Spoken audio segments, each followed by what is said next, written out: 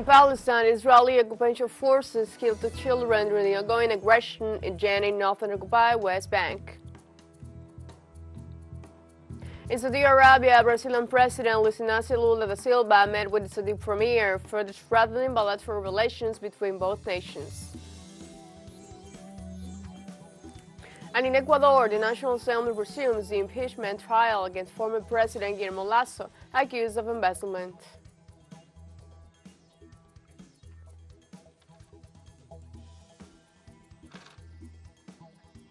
Hello, welcome to From the South. I'm Ana Rosabal from the Telesu Studios in Havana, Cuba. We begin with the news.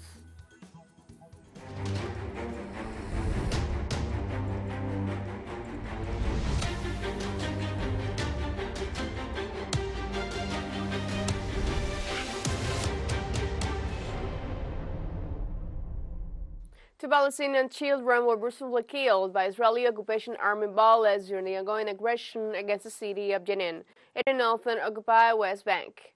The Palestinian Ministry of Health said in a brief statement that 2 children died as a result of wounds sustained from the occupation army's gunfire in Jenin city. The 2 children are Adam Samer Al-Good, 8 years old, and Brazil Suleiman Abu Al-Wafa, 15 years old.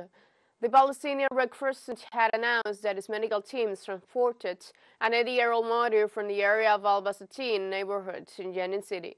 The Islamic Resistance Movement Hamas condemned Israeli escalation in Jenin city and its camp, describing it as a Nazi aggression that will not succeed in breaking the will of the steadiness and resistance of the people in the West Bank. Meanwhile, Ghazi Hamad, a member of Hamas political bureau, says the group has been working very hard with mediating countries in order to reach a compromise and extend the ceasefire. Hamas expressed optimism that the truce will be extended, as member of the political bureau said they were ready to release more hostages for the extension of the ceasefire, while they are in contact with Qatar and Egypt to see how this operation will be managed. It is hoped that this truce can be implemented today and that 2 more days of tensions can be reached. Analysts said the ceasefire negotiations have been entered a dramatic phase involving various mediators and stakeholders, with Hamas reportedly signaling a willingness to extend the pause in fighting. 30 Palestinian women and children were released from Israeli jails, and 10 Israeli and 2 foreigners were freed by Hamas.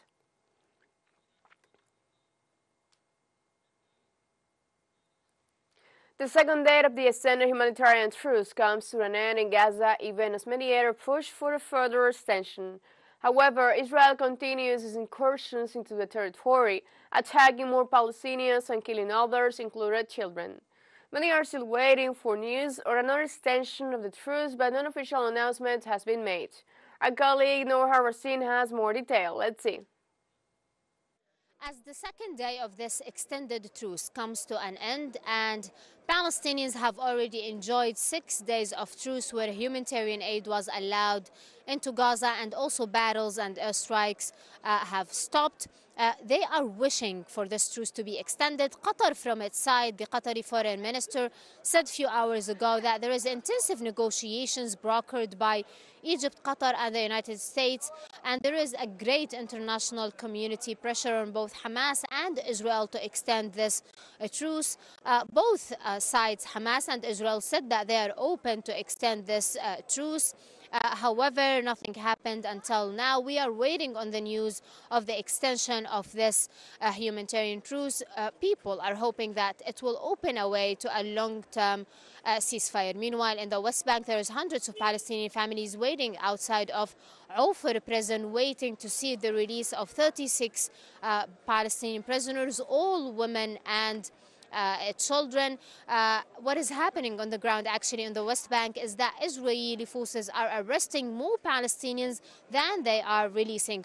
Overnight, tonight, there has been an Israeli raid on Jenin refugee camp where tens were arrested. Also, a number of people were killed, including a 9-year-old boy. So what is happening on the ground is actually intensive escalation, intensive clashes between Palestinians and Israelis on the ground in West Bank, while here in Gaza it is calm. However, there has been some breaches of the ceasefire, as this afternoon 2 Palestinian men were killed in northern Gaza. Nur Harazin, Tilisu, Gaza. Israel indiscriminate siege against Palestine has left many homeless, displaced of shelters, living in precarious conditions and surrounded by shortages. Despite this, some have decided to send a message of resistance. This is a testimony of a family living under the rubble of their house. I have had a choice. At the beginning of the truth, I came here and saw my house destroyed. I was given two alternatives: to go back to where I was sheltering, see my house is demolished, or to stay in the house. My decision, of course, is to send an image. A message that we are resisting despite the destruction. We will stay in our homes. Our homes are our only habitat, and shelter centers are not. Your house is your home, your primary and final habitat. Of course, this is the image of the challenge we are taking on in the face of life's difficulties. And this is also the image we want to show to the occupation,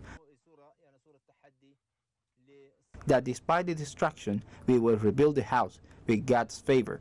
Hope exists. Hope will never run out with God's favor. In Palestine, citizens of Gaza welcome the agreement by Hamas and Israel to extend the ceasefire for 2 additional days on Monday in the hope that it will become permanent as soon as possible. Qatar and Egypt helped negotiate the 4-day humanitarian truce in the Gaza Strip that started last Friday, November 24th, where Hamas released a list of 50 Israeli prisoners in exchange for 150 Palestinian hostages. The agreement came to fruition and the parties decided to extend the truce for 2 more days. Like everyone else, we would like a definite ceasefire. We live under a lot of pressure. We are worried every night about the possible bombing the next day. But we are also grateful for the efforts of the international community to have extended truce for another 2 days. However, despite the ceasefire agreement, the Gaza Strip still faces multiple problems such as shortages of food, fuel, medical supplies and shelter, among many others. Food and other needs in the Gaza Strip are still far from adequate. There are no words to describe how I feel. Citizens hope that with the collaboration of the international community, a permanent ceasefire can be reached and they can return to their lives before the armed conflicts. We have relaxed a bit in the last couple of days. We hope that the international community will help us push for a permanent ceasefire in Gaza so that we can return to life as it was before the conflict. Otherwise, our lives will become increasingly difficult. Israel declared war on Hamas on October 7 following an attack by the Islamic Resistance Movement which resulted in the death of over 1,200 Israelis and the capture of 250 others. Since then, the Israeli state has killed at least 15,000 Palestinian citizens, mostly women and children, while another 7,000 remain missing. Honduras rallied in Karachi on Wednesday to express solidarity with Palestinian people amid the latest Israeli aggression. The demonstrators holding banners and placards with slogans in favor of the Palestinians in Gaza and against Israeli attacks chanted, "From the river to the sea, Palestine will be free." The participants announced Israel's genocidal campaign in Gaza and demanded an end to it.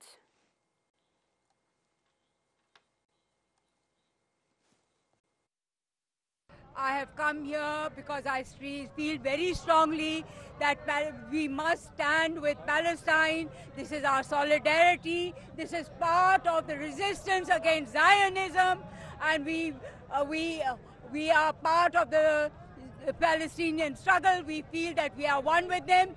They have to get their land back. This occupation has to end. This genocide has to end. All the people who have assembled here demand the rulers of Muslim countries raise their voice for humanity, for the rights of Palestinians. They should not work to please the United States. We are all united. We are with the children of Gaza who are being martyred, and we support the fighters who have made Israel bow down. Let's take a short break. Remember, you can join us on TikTok at Sur English. We'll find news in different formats, new days, and more. Our study is coming up. Stay with us.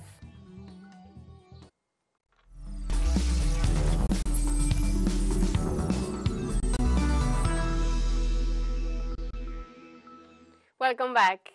The President of Brazil, Luiz Inácio Lula da Silva, continues to develop his agenda in Saudi Arabia, the first stop of his tour of Middle Eastern countries. During his stay in the country where he arrived on Tuesday, the Brazilian president held a meeting with the Prime Minister of Saudi Arabia, Mohammed bin Salman. According to Lula da Silva, the meeting addressed issues of common interest, including Saudi investments in Brazil in various sectors and the potential of Brazilian exports. Lula said that it was agreed to work on strengthening bilateral relations. After his visit to Riyadh, Lula da Silva will travel to Doha, capital of Qatar, for a series of agendas of national interest, and finally to Dubai in the United Arab Emirates, where he will participate in COP28, the United Nations Conference on Climate Change.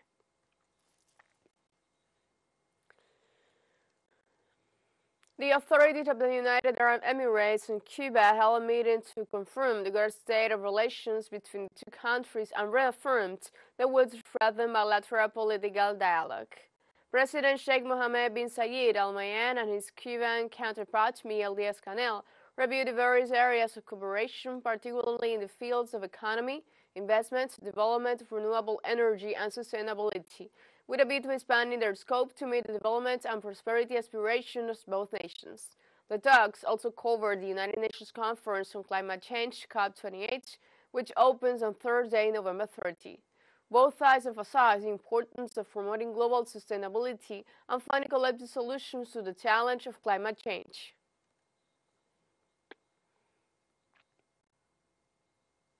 The governments of Belarus and Venezuela established a high-level joint commission as part of the development of a 10-year roadmap. The president of Belarus, Alexander Lukashenko, held a meeting on Tuesday with the vice president of the planning of Venezuela and the president of the Mixed Commission, Ricardo Menendez, to establish working days between the delegation of both nations towards a new stage of growth and a mutual benefit for the development of the people. The Mixed Commission will work in strategic economic areas such as transportation, petroleum, industry, tourism, health, and education, among others.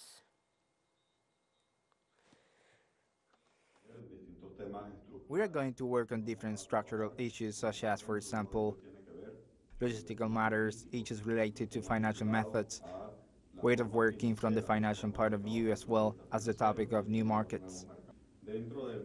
Within the strategic framework, we are going to define a commodities exchange so as to have an alternative trade scheme where we have the products from Belarus and the products from Venezuela that could be susceptible to being exchanged under different and mutually beneficial arrangements.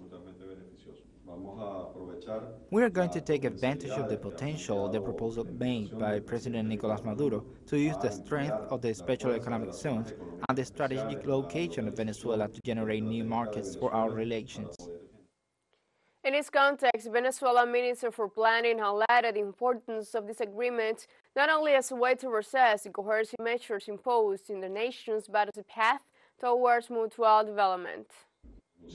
We permanently denounce the intention of those who try to cut off the development of our countries by means of blockades and coercive measures.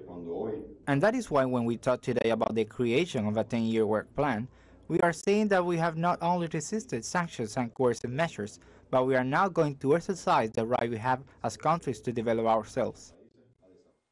On Wednesday, Argentina's far-right president-elect, Javier Milei, appointed Luis Caputo as Minister of Economy. Caputo headed the finance portfolio under the government of conservative Mauricio Macri, to whom he is very close, and his arrival in Milei's administration is seen as a sign of the former president's influence over the new government after he explicitly gave his support to Milei.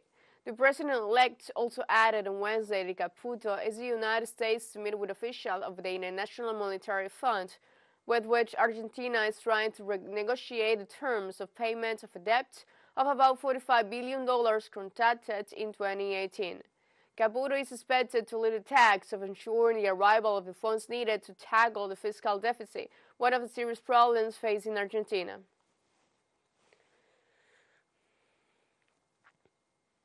In Ecuador, the National Assembly Parliament will resume this Wednesday the impeachment trial against former President Guillermo Lasso, accused of embezzlement. The impeachment trial against Lasso was suspended last May after the former president decreed cross-death, a mechanism with which he dissolved the legislative and called for early elections. At that time, the debate and the vote that would take place 5 days later was still pending. This Wednesday, the judicial process will resume from that point in the reinstatement of that session. Last May, the unicameral Parliament of Ecuador initiated an impeachment trial against a banker for the crime of embezzlement for having knowledge of alleged irregularities in a contract between the state-owned Florida Petrolera Ecuatoriana and the company Amazonas Tankers, and not having acted to prevent further damage to the state.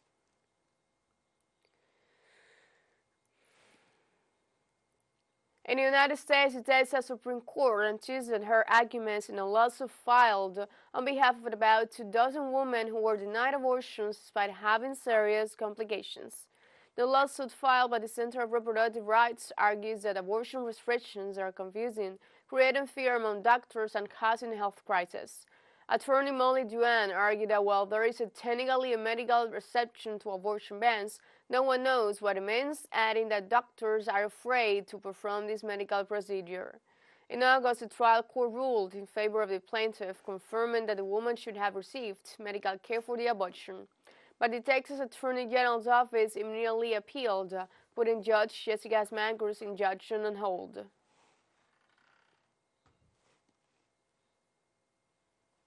Meanwhile, Kimberly Manzano, one of the plaintiffs, pointed out that during her pregnancy she was a victim of how Texas abortion laws prevent healthcare professionals from freely performing medical procedures. When I went to my doctor on every appointment, he said in every appointment, if your pregnancy gets fatal, my hands are tied, I can't do anything for you. The law is written. I work in the law, so I read it. So there was no point to sue the doctor, because then it would have just wasted more time than where I was potentially could have been at risk. And a lot of my fellow women behind me were at higher risk. So there was no point to sue my doctor when they were already giving me the best care that our state offered. So I think it falls back on the legislation that could have been written where the doctors didn't have to say my hands were tied. We have a second show break coming up, but before we invite you to join our WhatsApp community for an English-speaking audience. You can scan the QR code on screen to join directly and share the link to reach more people. Constant news, coverage of Latin America and the Caribbean, as well as the rest of the world. Stay connected and informed with Telesur. Final show break, don't go away.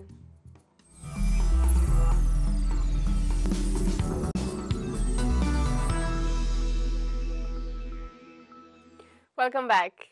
Russia claims Western countries are trying to prevent its officials from attending a meeting of the Organization for Security and Cooperation in Europe, OSCE, to be held this week. Under European sanctions, Russian Foreign Minister Sergei Lavrov has had to request permission to fly over EU airspace to attend a two-day meeting, which begins on Thursday in the North Macedonian capital, Skopje. Ukraine, Latvia, Estonia, and Lithuania said the foreign ministers will boycott the Organization for Security and Cooperation in Europe, meeting in Northern Macedonia this week over Lavrov's attendance, arguing that Russia should be excluded over its offensive in Ukraine. The announcement came a day after Bulgaria said it will open its airspace to the Russian minister, making a diplomatic exception to European skies close to Russia over the conflict in Ukraine.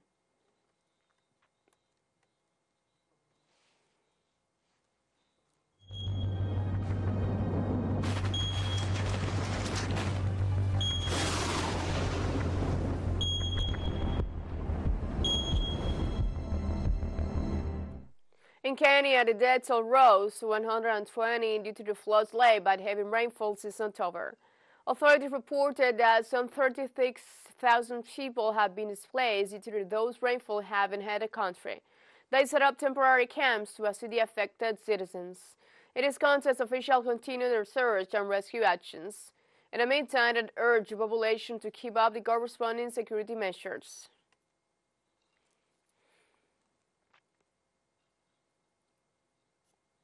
On Wednesday, Greenpeace revealed that a sharp rise in sale of gas-guzzling sport utility vehicles by the world's three largest automakers had wiped out any climate gain from the company's transition to electric vehicles. The fleets of subs produced by Toyota, Volkswagen, and Hyundai Kia have seen sales increase by more than 150% over the past decade. The companies are therefore moving into the opposite direction of global efforts to curb CO2 emissions, Greenpeace reported. The analysis dove details with separate research published earlier this month by the Global Food Economy Initiative Experts Alliance, which found that the trend towards larger tubes is preventing emission reductions in the auto sector. Greenpeace says tubes emit about 12% more carbon dioxide than sedans.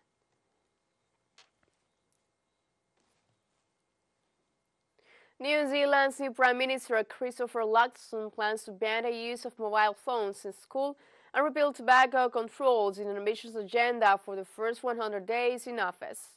The Prime Minister outlined 49 measures to be taken over the next 3 months. At a press conference on Wednesday, Luxon said he wanted to rebuild the economy to tackle the cost of living, restore law and order, and provide better public services. He added that this first new law to be passed will narrow the central bank's mandate to focus solely on keeping inflation in check and boosting employment. Many of these actions reverse initiatives of the former Liberal governments, such as doubling renewable energy production, disbanding the Minority Health Authority, and others that resolve the polemics. Today I'm outlining our work plan for this coalition government's first 100 days in office.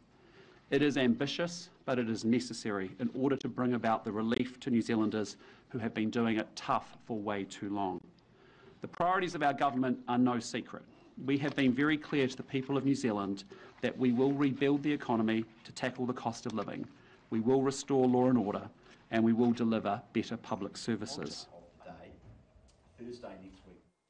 We have come to the end of this brief, but before saying goodbye, we want to thank our Caribbean audience, especially the audience of Trinidad and Tobago. We are pleased to share our newscasts and contribute to provide an alternative news source of the latest world events. You can find